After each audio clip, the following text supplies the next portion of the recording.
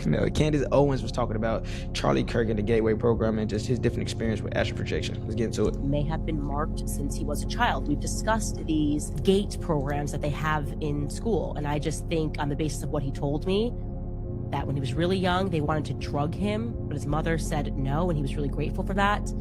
And instead, they decided that they could send him to this X-Men school. That's the best way I can describe it. I would certainly, by the way, for you internet sleuths, I'd like to find out which school Charlie had to attend. So he was pulled out of a regular school he was attending, and he had to go to some special school for the gifted. He was an X-Man.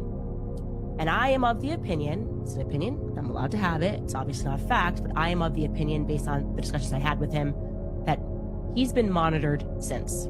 That his test scores, whatever the score, every test they probably did on him, he was off the charts, and they wanted to make sure that he was being watched. That's my theory. In general, an 85% on the test, at most, before the government agents are going to swoop in and go, who is this genius child? And a lot of weird things used to happen to Charlie. He would go on runs. I think I told you guys this, after sundown, and when he was running, street lights would go out. It was like he was a burst of energy. He was a lightning bolt or something. I was in GATE as a kid. The pink drink, yes, they gave me that. Did you guys all have, I need to look at the chat right now.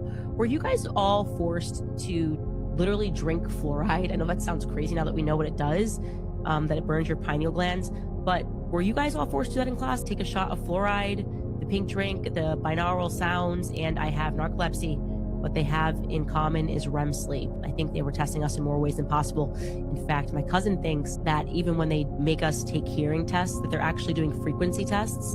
And if certain kids can hear certain frequencies, they mark them.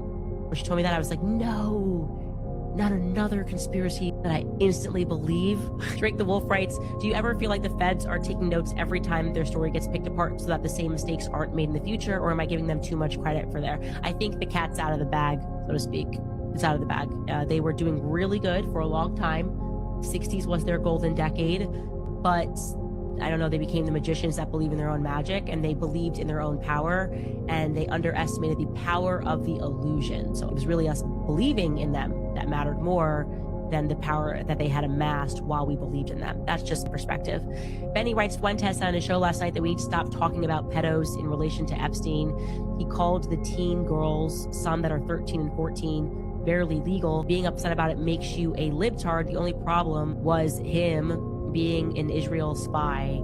I don't watch Nick Fuentes. I obviously, as soon as I had him here and then he flipped like somebody gave him instructions and then looked into him even slightly, it was the most obvious thing to me in the entire world. He's a federal informant. And so that doesn't even hit. I just don't care.